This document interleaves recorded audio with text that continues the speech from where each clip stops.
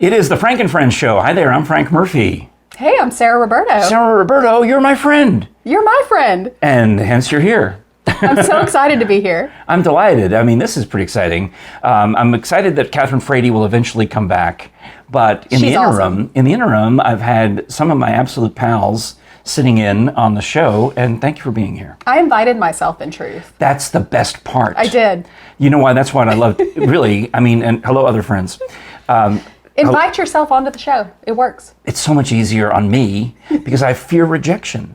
I'm so terrified, like when I'm texting Kira or Sarah or Tala and saying, can you come on and do the show with me? And they all said yes, thank goodness.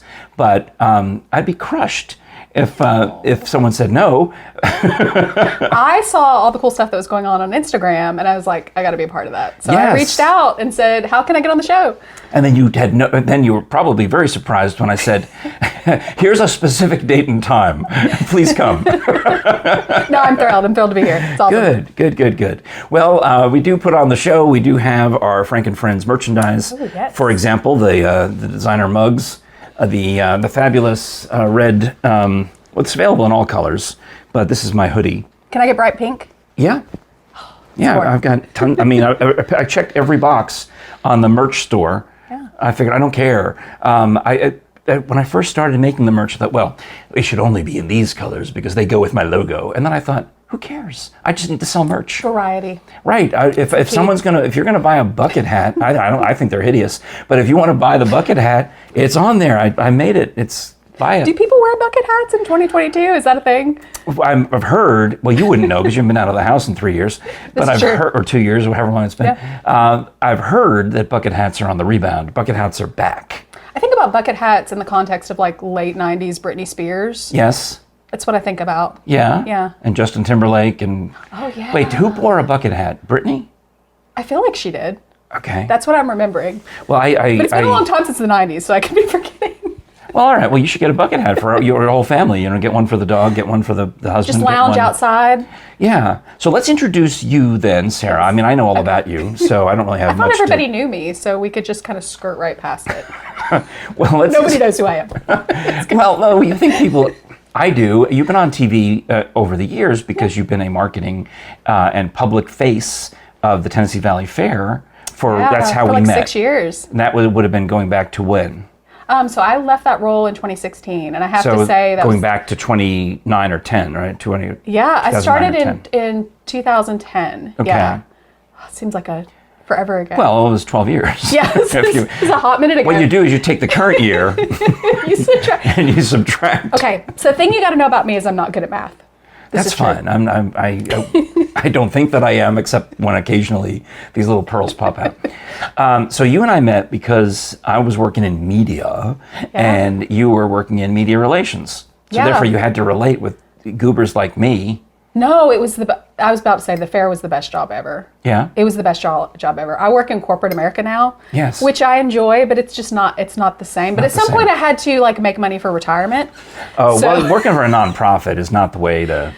one of my good friends told me, do the corporate thing for a little while in your 40s and 50s and then have your passion project when you retire. And I think that that's something that... Welcome to the Frank and Friends show. My passion project. That's great.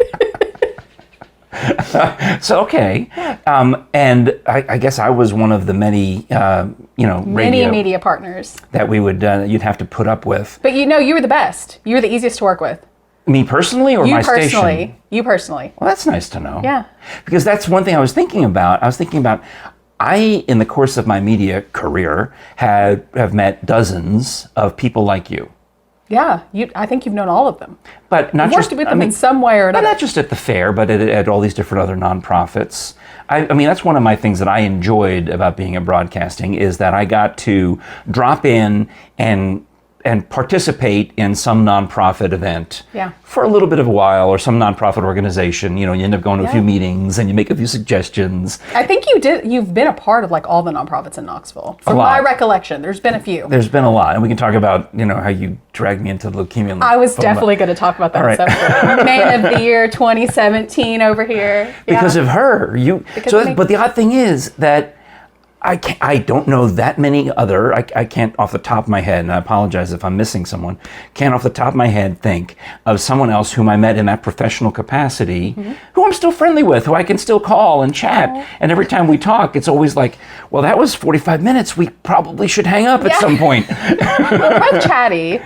Yes. And I just genuinely like you, so that's good too. And I genuinely like you. So it's good. So that's therefore. Yeah. So I'm not the fair girl anymore, which is kind of sad. I miss it. I honestly miss it every day because it was just the best. It was one of the best I would things say I've you're ever still done. above average, Yeah, if you want to get right down to it. it's true.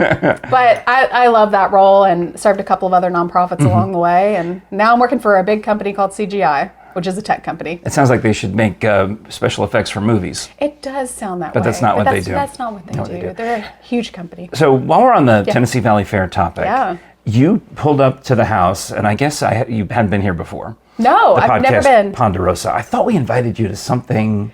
You did, and I missed it because Okay. I'm a bad person. All right.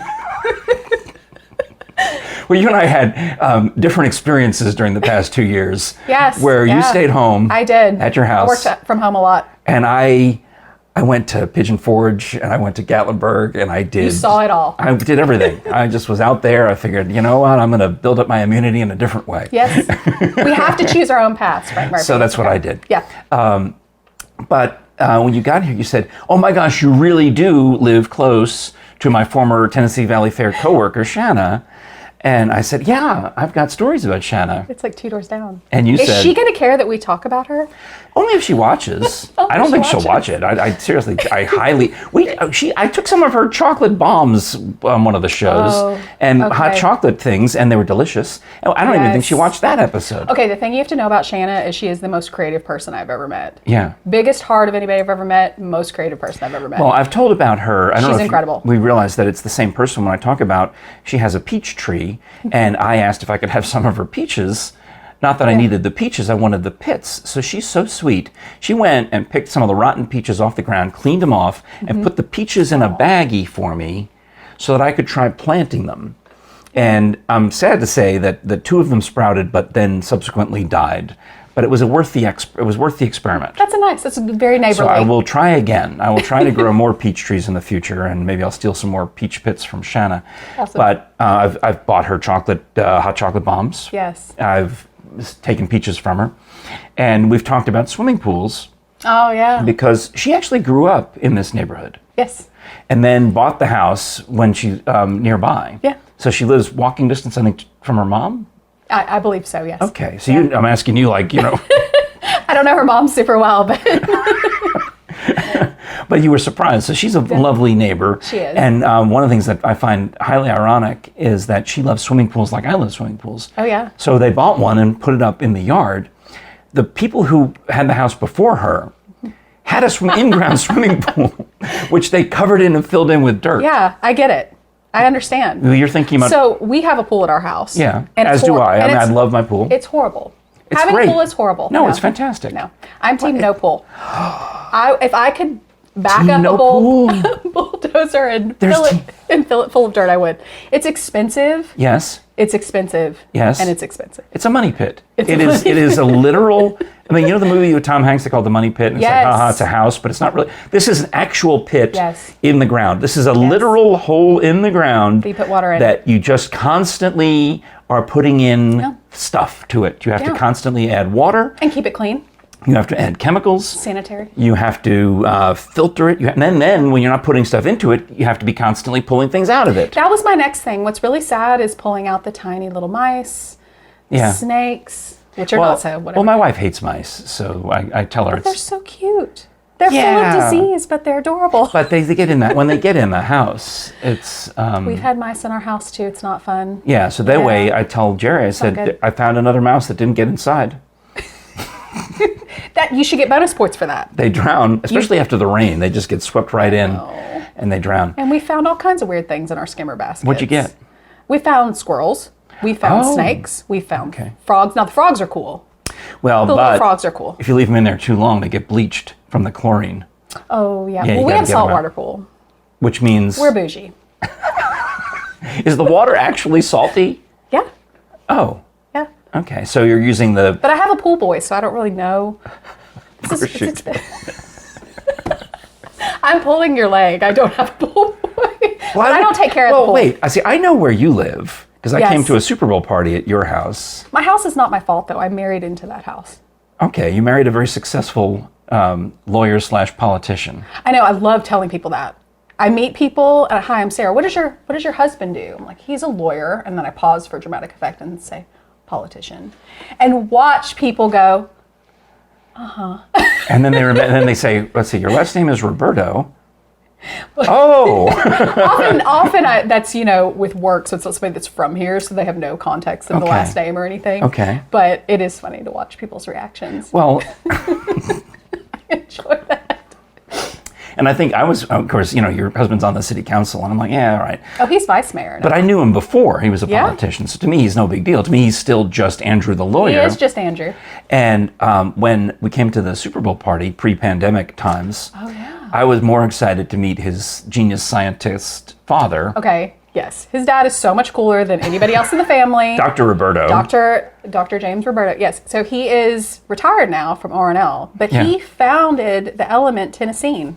Yeah. On the periodic table. He's got credit for... He's so cool. I guess discovering it. I mean, it existed. So someone had to discover it and identify it and blah, blah, blah. Whatever science wizardry. Right. So it's on the periodic table. And that's why it's called Tennessine, is because Dr. Roberto and the ORNL boys could name it anything they wanted. One time he came over to the house and I asked, okay, explain this to me in a very basic, easy way for me to understand, like in layman's terms. And after about 30 seconds, I just accepted the fact that I'm dumb. It's very because I did not understand. Extreme high level. I mean, I do the Scholars Bowl program, and when I get into some of these areas, I either have to just nod and smile, or I have to call my son and have him explain it to me. Yep. Because there's this part where you have to do the electron configuration of elements. And the kids, I say these words, and when the first time I did it, I'm like, this is gibberish. I don't understand. I don't know what this means. And the kid goes to me, oh, well, it's 1s2, 2s2, 2p3. I'm like, and I'm looking at the answer. I'm like, it's sorcery. What he says is the same. See, this is how I've always felt in math class. We were talking earlier about adding. I can't add. I can't subtract. I just can't. I use my calculator to do a tip. But then I called my son. I said, what is this 1s2, 2s2, 2p3, whatever it is?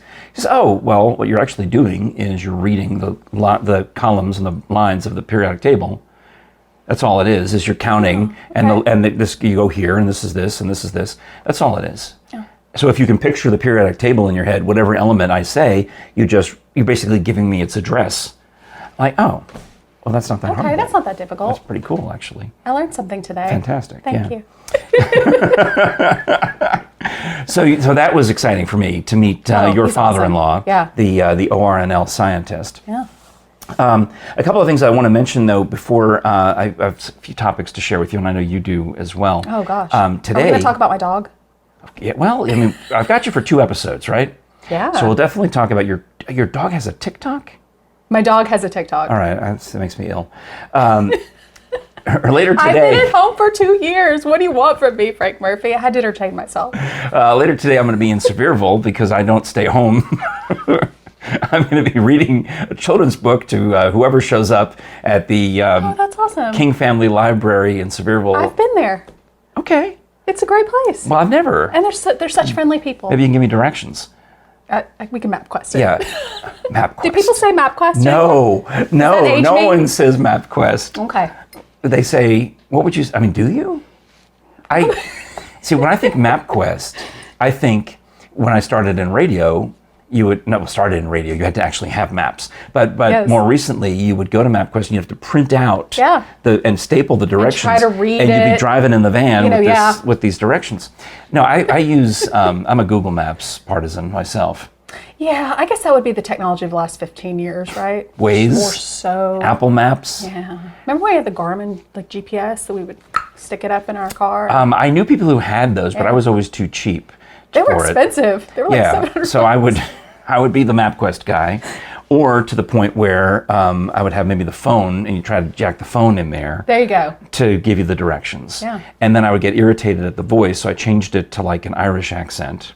Yes, it's got to be a funny accent.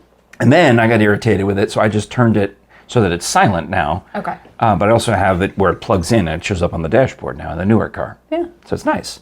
Get you where you're going. And then the trick, of course, is to, before you leave, is search for wherever you're going and then close it out. And then it's in recent searches when you... And you just boop. Yeah, so anyway, that's... Yeah. I'm like that with Starbucks. What was I map questing? Oh, the King Family Library. Yes. I got so that I that. can read The Case of the Thoughtful Thief, Chapter 8, the Missy Barrett chapter book. It's like a little, mystery. That's neat, though. You've got a voice for that. Well, also, Chapter 8, it was where Missy Barrett goes to the island in Pigeon Forge and spots a certain Mr. Frank Murphy of PBS Scholars Bowl. You're in the book? Yes, that's why I'm going. That's why I'm not going to read some other person's chapter. Realizations. No, I'm in the book. How fun. I'm in the book. And this is a much more pleasant experience than the time I was in Adam Carolla's book. So... I'm afraid to ask what Adam Carolla wrote about you. He was... I just remember him from Love Line? Yeah. Dr. Drew. Yeah, that's him. Yeah, Well, I remember he that. was irritated that I delayed his entry into show business by my calculations, 48 hours. So wait, you're telling me you had the ability to prevent Adam Carolla from being famous? Show business. Because if that's the case, you did us a big disservice by not preventing him. You know what I'm saying? Okay, not great.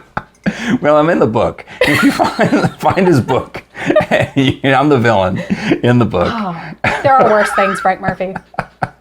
Because There are worse things. I've told the story before. You can find it also I told it on the Quitters Never Give Up podcast about how he was anxious, he was champing at the bit to get into the radio station and meet up with Jimmy Kimmel and teach boxing. And it was for a stunt we were doing. But I was planning all of the other elements of the stunt, and having Adam come in as somebody's boxing coach was not number one on the priority list. It was, getting a boxing ring, getting all the other elements that were involved. So I put his message aside and figured I'd call him later in the week. And he blew a gasket and showed up outside the radio station and waited for Jimmy to go to the bathroom. So kind of like a jealous girlfriend. I guess, Anyway, so speaking of books, you could listen. Probably, I haven't looked to see if he's on there, but I'm assuming he's one of the tens of thousands of titles at audible.com. Ooh, I love Audible. Well, I would like, since you've already signed up, you can't really help me, but if you've got a friend, ask them to please use the code audibletrial.com/FrankandFriendsShow for the tens of thousands of audiobooks and other titles, plus new exclusive audio material just for Audible. And there's podcasts, including our show, is on there. And you can listen in the car, you can listen in the house, you can listen locked up in your room for 2 years, whatever it is. It's just convenient. Tell me about you listening to audio. Well, okay, so Audible really got me through the initial part of my MBA journey when I went back to school at like 40. Were you listening to textbooks? Yeah. Really? They assigned us these, the autobiography about Steve Jobs. Yeah. That sucker is long. I mean, that thing is this big. Yeah. So I spent Who read it? Well, I don't remember. I mean, because I'm wondering who reads your autobiography? Because isn't he dead? Oh yeah. Okay. It wasn't him. It was somebody else. I'm not sure who did it. Okay. But it was very helpful because I could do the laundry and still listen. Who would you want to have read your autobiography? I mean, because there's certain vanity. The wheels are turning. You think you want to do it yourself. Well, anyway, there's tons of things. And my advice is when you use our code at audibletrial.com/FrankandFriendsShow, you get 1 credit for 1 free download during that first 30-day trial. During the first 30 days, you just check it out, use it as much as you can, and each month you would normally get a credit for a download that you keep. You literally awesome. take it as an MP3. You don't if you're a regular member, you wouldn't worry about that. You would just stream it and listen to it like any other streaming service. But if you wanted, you could actually hang on to it, keep Forever. that MP3. So my advice is find the longest book you can. And then you always have something to listen to. Some 7, 8 hour, 10-hour tome, and use your credit on downloading that. So who's somebody with a really crazy voice? Because you kind of stumped me on that. Well, a lot of them just recently passed, like Gilbert Gottfried recently passed away. But that would be funny to hear hear him read your life story. He's a great one. But that's about. And one last thing is, it keeps you placed. As you would know, if you're listening on your phone. pauses for you. It's really convenient. Yeah. Yeah. So you can pick up right where you left off. How do you tell it to pause? I don't know. It's been a minute since All I've right. used that. Because also I use it on Amazon Echo. Oh, yeah. So I actually verbally Tell say Alexa. to pause. Be careful. She's always listening. She's always listening. Do you know I just bought a new car and it listens to me as well? It has that built into it. I bought myself a car for my birthday on Friday. I just walked right in this market like I did a remember to genius. send you a text on your birthday. You did. And I just walked in and bought myself a car, and the car like listens to you. It's kind of creepy. Like you just say its name and then you start talking to it. Is it a Siri car or is it an Alexa car? No, it's you say Mercedes. I work in tech, Frank Murphy. I've never had anything in my life. Like, let me live my life without your judgment. That's a woman's name. There are a lot of... Oh, this is the best. So, no big deal. You know, the car market is insane. There are no cars Sarah's going to be available. driving home. Mercedes. Start the engine for me. No, I'm dead serious. You say, Mercedes, turn on my heated seats. And they turn on. Mercedes. I could say that all day. You could. And I don't have heated seats. I still don't have heated seats. Mercedes, turn on, this radio station, and it will. I'll give you the name of my station. Yes. You should listen to that. It's Lake 104.9 Lake FM. Yes. So try it. It'll be the number one on All right. there. Okay. Because I like the music it plays. I love the old school. Well, for me, old school oldies. In the 80s when I was a kid. Yeah. Because I'm not young anymore. Oh, go ahead, rub it in. I'm not young Go ahead. anymore. The 80s when I was working in Top 40 Radio playing these songs the first time. Go ahead. I was in elementary school. Yeah. Just a wee little girl. But I love that music. Well, all It's very right. So now nostalgic you're for me. so advanced. Now you've got a talking car and I a do. tick-tocking dog. I have a TikToking dog. So there's caveat here. So when you say your dog has a TikTok, you think, 100,000 followers, 500,000 followers. I am breaking the internet with like 12 followers on my dog's TikTok because we just started it. Well, first of all, why do dogs have TikToks? My dog is adorable. Okay. Why do dogs have Facebook pages? Because the better answer is that it brings happiness to people. Does your dog have a Facebook page too? No, my dog doesn't have a Facebook page, just a TikTok. Okay. Why would someone's dog send me a friend request on Facebook? Because they want to fill your life with happiness and sunshine. There's so much divisive nonsense on the internet. Why That's not have fine. something nice and cute? That's fine, but it's a I don't- puppy. It's a puppy doing cute things. And you can put little voiceovers on it. Yeah, but the only And thing it's like, do you think I'm cute? And then he blinks his eyes because my dog has very long eyelashes. What kind of dog is it? So he's a Cavapoo. Gesundheit. What? He is a King Charles Cavalier Spaniel mixed with a poodle. He's Can I a Google- fuzzy little Can I just Google this? little monster. So Why do I bother? You can actually just show me a picture of the actual dog. Yeah, so I have many. Probably just pull up his TikTok. Why don't you do? What's his name? His name is. What's his TikTok name? His name is Baby Bear. Show that. Baby Bear. Baby Bear. Baby Bear. All right. He has 12 pounds of fluff and love. Is that And- his Instagram name? At 12 pounds of fluff and at love? Good Boy Baby Bear. Okay. At Good Boy Baby Bear. I'm because surprised that wasn't already taken. he is an AKC registered certified good boy. He is. Well, that's what he is. He's a good boy. He's my child. He's as much my child as if I birthed him. I did not, but I really like my dog. That's So the many point. questions that I can't ask right now. I've been at home for 2 years. How This is close what are happened. you to this dog? This is. We're very close. He works with me every day. He has a little bed. And when I'm working away on my computer, he's sleeping Yeah. like 18 hours a day. How old is he? He's 10 months old.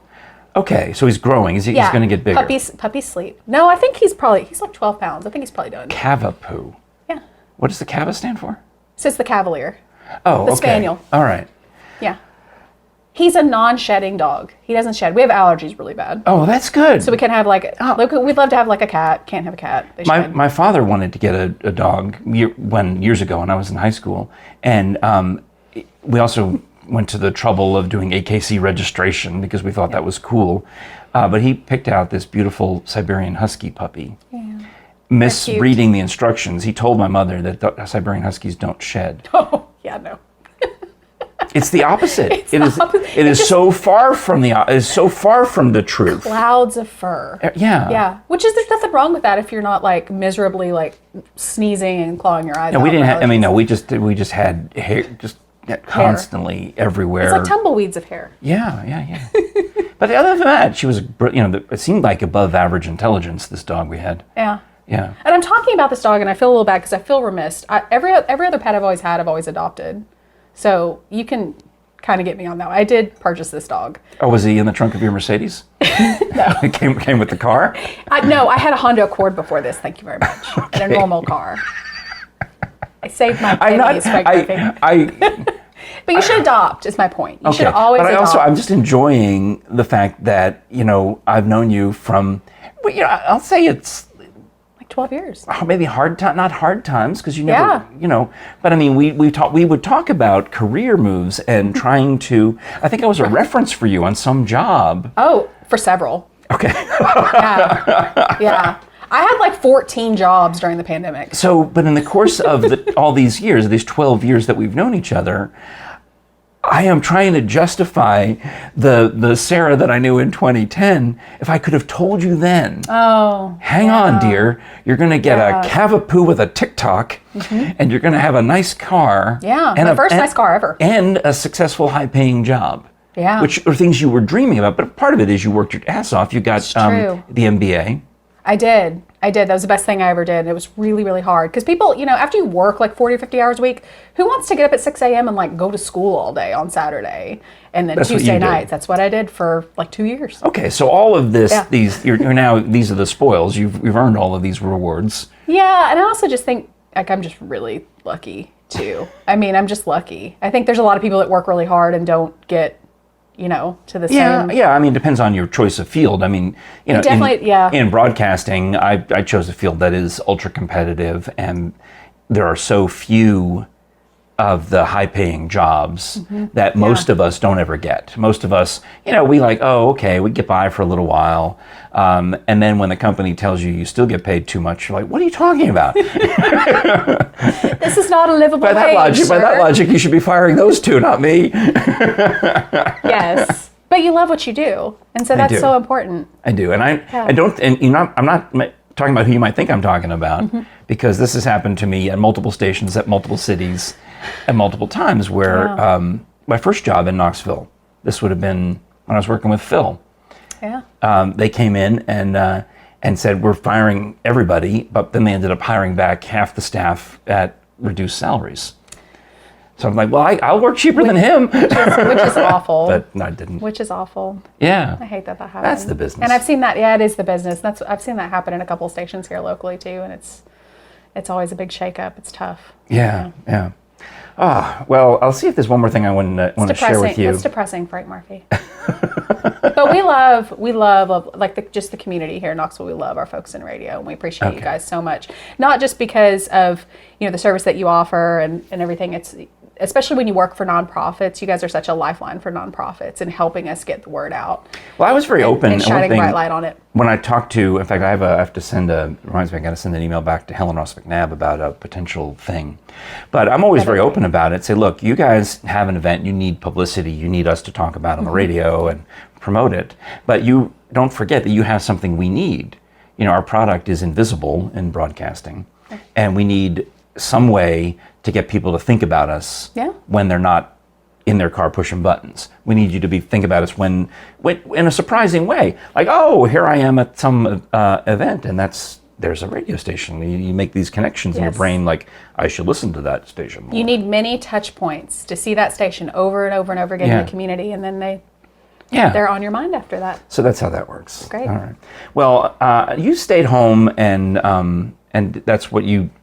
For 2 years. And worked at home. Yeah. I didn't have that. I was considered, during the beginning of the pandemic, I was considered an essential employee. So I had papers in case I got pulled over in my car. They gave me papers so that I had something to show the police if I got pulled over, because that's how terrified everybody was. And I was going into work every day. And then I had another gig in Pigeon Forge, and I would go there. Oh, gosh. So I would do a lot. I was doing a lot in the course of it. And, take my vitamins and do all the things I can do. But sometimes, because I talk a lot, and I've been recording since even before you got here, I'll have a little frog in my throat, or I have to go through this process of clearing my throat. Yeah. So on Tuesday, I was walking to Scruffy City Hall to do a show with Einstein Simplified. And now if you can picture downtown, I'm walking along Union Avenue. So I park in Locust Street Garage, and I like to walk up walk up whatever road that is, Walnut, and then Union. And I'm walking to Market Square, right? Yeah. I'm alone on a sidewalk, but sometimes when I'm getting into the I'll do this thing, and I've lately had this bad problem where I've been inhaling saliva. Because I like, especially in radio, I want to take a deep breath and try to say as many words as I can as possible without having to breathe in, because I got a complaint from a listener one time who said, I hate the way you breathe. So I listen to NPR, I have that same complaint about certain people. I get it. It's not cool, but I get it. So I tried to breathe as little as possible. So, and in kind of getting ready for the show, I did that thing where I was like, ba ba ba ba bum, and I breathed. I was maybe doing a tongue twister, whatever I was doing. I breathed in, and I inhaled a little bit of saliva. So now here I am. I'm walking along Union Avenue, and the only thing you do is cough it out. And there are people half a block ahead of me. So if I'm even with the Hotel Oliver, and they're almost practically at the bell. Yeah, away from you. Okay, and I cough a little bit. They turn around. This is true. That's exactly what I was going to say. I'm still afraid to cough in public. I get the evil eye. Yeah. And it's same as at church or anywhere. You hear it's scary. In fact, what I've been doing is if it's someone I know, I give them one of my Ludens. Are they a sponsor yet?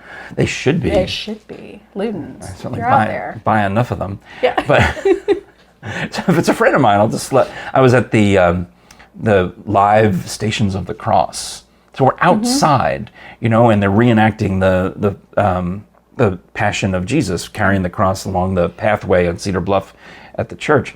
And I hear one of my friends hacking up a lung, and I just sidle over to him and pass him a Ludens. And we're outdoors. What difference does it make, right? He can easily step away. There's plenty of room. But it's still just like... But people are looking at him like, what's wrong with him? Is he going to die? I have always been afraid to cough since coronavirus. Like if you go into CVS, if you're in a grocery store, you just don't want to cough. You don't want to be the person coughing. Yeah, well, you heard me the other day talking about, I just was returning an item at Whole Foods, and I walk in just to, because they have an Amazon drop-off like at Kohl's, and I'm just dropping a box on the counter, and they were like, get back, get back. You're diseased. They wouldn't, they went to as far away as they can. I mean, the counter's already more than 3 feet, which is really enough. But, they decided to drop back 12 feet before I could put the box on the counter, and they just stood back there. I'm like, now what? Like, that's it. You're done. But can you, afford to shop at Whole Foods? No, I was just returning an Amazon. You're just returning. Oh, they're just an Amazon drop-off. Yeah, they're owned by Amazon. It's too pricey for me. Oh, that's true. Yeah. Can't do it. But yes, it is kind of scary. But if you use your Amazon Prime barcode, that's like your shopping card. Like when you go to Kroger. Oh. Yeah, you fancy. scan your Amazon barcode, and that's how you get the cents off on the items at Whole Foods. That they're charging you double for because it's Whole Foods. Right, generally, yeah. I love Whole Foods. It's just pricey. It's a little expensive. Well, we have a few of those markets around this area. Yeah. Fresh markets. Yeah. Kind of expensive. Great places. So when you see the Mercedes at Aldi, you'll know. I was going to say, am I really talking about how expensive it is to shop at Whole Foods after I'm like, I have a Mercedes and I have a pool. I'm a normal person, I promise. All normal people say that. I'm a normal person. I promise. Well, I am loving this conversation, and I'm looking forward to having you on for another episode after this. Sounds good. All right. Thanks so much for liking, sharing, subscribing, for shopping at our merch store, yes. frankandfriendsshow.com/store. I'll remind you a couple more things. On Saturday, Kathryn Frady is driving back from wherever she is. Florida, Gulf Shore, Florida. So nice. Let's assume that she gets there in time to sing at 4 p.m. At the Rossini Festival. That's the plan. Oh, I love Rossini. It's the best day of the year. It's usually your birthday in some years. It's usually, it's like always birthday adjacent. Yeah. It's beautiful. That was another Facebook memory I had from Wednesday. 2014. It came up. It was you and me at the 2014 Rossini Festival. So so good food, good times. Her birthday is April 23rd, in case you didn't know. I'm a Taurus. And so Frady will be back singing on Saturday. You'll be here for the Tuesday show, and then at some point then I'll get Frady back over here to record some shows for maybe a week from today. All right. Sarah Roberto, thank you. Thank you. All right. We'll be back to see you again in a couple of days. This is the Frank and Friends Show. I'm Frank Murphy. I'm Sarah Roberto. I missed my cue. Sorry. I'm never coming back on this show. No, This is you're the coming one back. time You're you coming see back. me. You're coming back on Tuesday. So we're trying this again. It is the Frank and Friends Show. I'm Frank Murphy, I'm Sarah Roberto. and we'll talk to you again next time.